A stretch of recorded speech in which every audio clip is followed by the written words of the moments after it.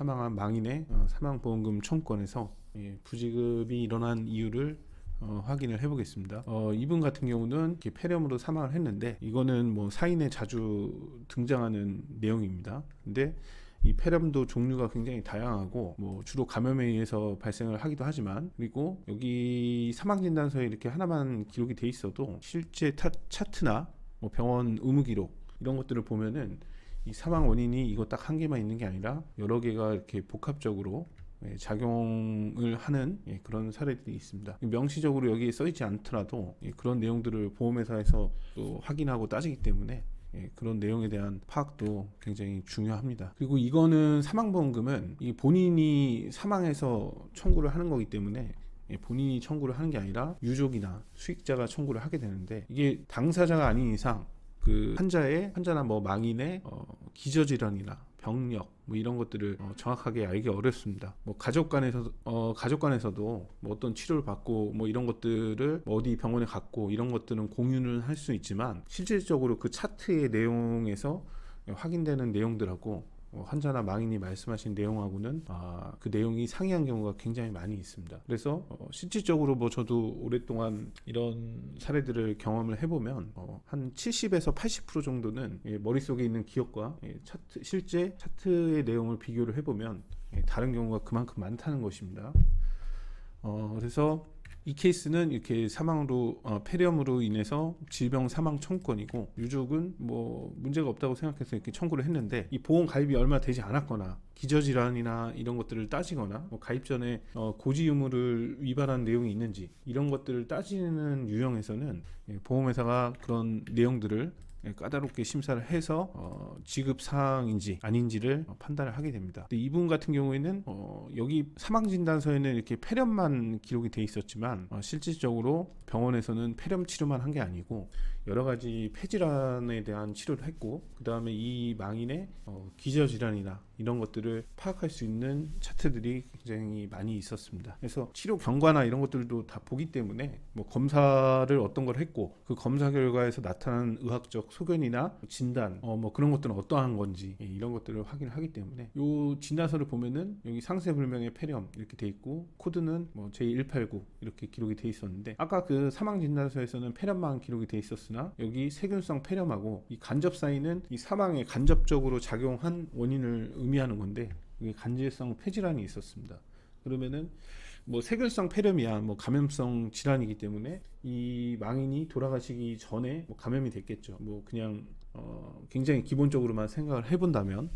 그런데 이 간질성 폐질환 같은 경우는 급성인지 만성인지도 따져야 되고, 이 질환 자체가 언제부터 시작이 됐는지, 보험 가입 이전에 있었는지 이런 것들을 심사를 하게 됩니다. 그래서 보험사가 이런 것들을 굉장히 쉽게 찾아내는데, 뭐 그 방법이 굉장히 많이 있습니다. 뭐 대부분 보시면은 뭐 어떤 서류를 막 거부해가지고 은폐하려고 하시는 분들 계시는데, 그런 서류를 거부한다고 해서 뭐 못 찾아내는 게 아닙니다. 뭐 100% 무조건 찾아내는 것도 아니지만, 뭐 서류 동의를 거부한다고 해갖고 뭐 못 찾아내는 게 아니기 때문에, 뭐 요양급여 내역서나 뭐 이런 거야 뭐 우리가 뭐 의무 제출 서류는 아니지만, 뭐 사실상 약관에는 뭐 그런 공단이나 이런 조사에 동의해야 된다 또 이런 규정도 있기 때문에, 이게 어떤 문제가 있는 거를 은폐하려고 하기보다는 그 문제점을 보험사가 이제 파악을 해도 그거에 관한 뭐 지급이나 뭐 해지권 행사 이런 거에 영향이 없다는 그런 증명을 준비하는 것이 오히려 더 근본적인 문제 해결 방법입니다.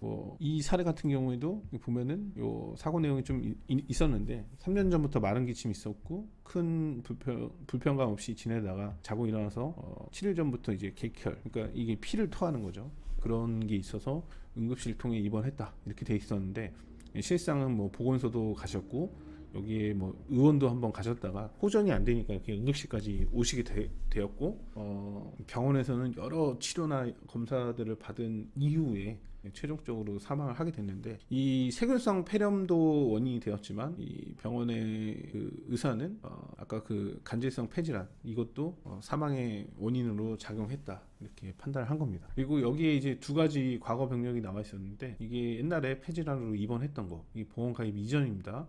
그래서 여기 병명하고 그다음에 진료 기간까지 아예 명시가 돼 있어서 이런 것들을 보험사가 병원에 가서 의무기록 사본을 전체를 다 발급을 받는 게 일반적인데, 그런 내용에서 이런 내용들이 확인이 되기 때문에 전체를 다 받는 거죠. 그래서 뭐 양이 많은 경우에는 뭐 수백 장에 뭐 수천 장까지도 기록이 나오기도 하는데 흔치는 않지만, 그래서 양이 많더라도 그런 내용들은 확인을 하게 됩니다. 왜냐하면은 그런 걸 확인하기 위해서 조사자가 배치가 된 거고 실제 나와서 하는 업무가 그런 업무이기 때문입니다. 그래서 이 사례 같은 경우는 이 가입 이전에 이런 것들에 대해서 파악을 했고, 그 병원까지 또 다시 가 보거든요. 그래서 다시 가서 여기에 또 차트를 전체를 또 다 떼게 됩니다. 그래서 유학적인 연관성이 있는지 이런 것들을 우리가 먼저 어떻게 보면은 쟁점 분석을 해서 입증을 했었어야 되는 건인데, 아무래도 가입자가 그런 것들을 뭐가 문제가 있는지 내가 치료받은 것도 아니니까 그 기억도 완전치도 않고 그런 부분을 확인해봐야 된다는 거, 이런 거를 잘 모르시는 분들이 거의 대부분이죠. 그러다 보니까 보험사의 절차에 이렇게 따라가다가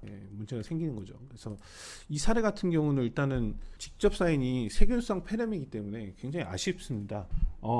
폐질환과의 그 연관성이 없다는 증명이나 이런 것들이 먼저 되고, 그런 것들이 객관적인 근거, 의학적인 근거랑 함께 입증이 됐다면은 제 생각에는 이 사례 같은 경우는 보험금 처리도 받을 수 있을 만한 가능성이 있었다, 이렇게 판단을 하는데, 그런 것들을 알지 못하고 이 보험사가 먼저 이 쟁점을 파악해서 그거를 먼저 확보하게 해버리니 이거는 해결이 되기가 굉장히 어려운 거죠. 그리고 뭐 퍼센테이지까지 아예 비율로 받아가지고 가입 전에 폐질환이 몇 퍼센트 영향을 미쳤는지까지 그 정도까지 확인을 해가지고 아예 자료를 확보를 해놨기 때문에, 그런 자료들은 또 나중에 뭐 가입자가 지급 거절이 부당하다고 민원을 제기하거나 소송을 제기한다 하더라도 계속 쓰이는 자료가 됩니다. 그리고 그런 자료가 있는데 무조건 유족이나 수익자 편만 드는 기관이 없죠. 금융감독원도 마찬가지고, 그거는 소송 가서도 유족이나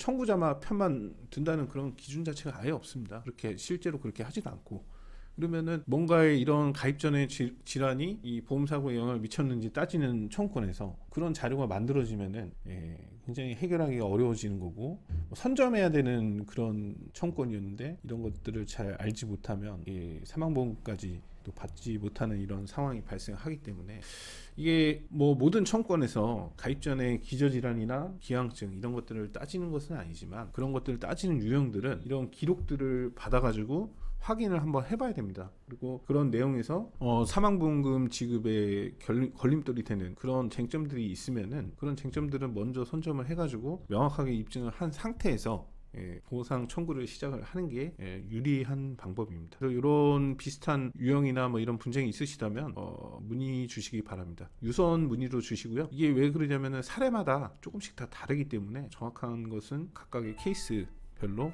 파악을 해봐야 됩니다. 감사합니다.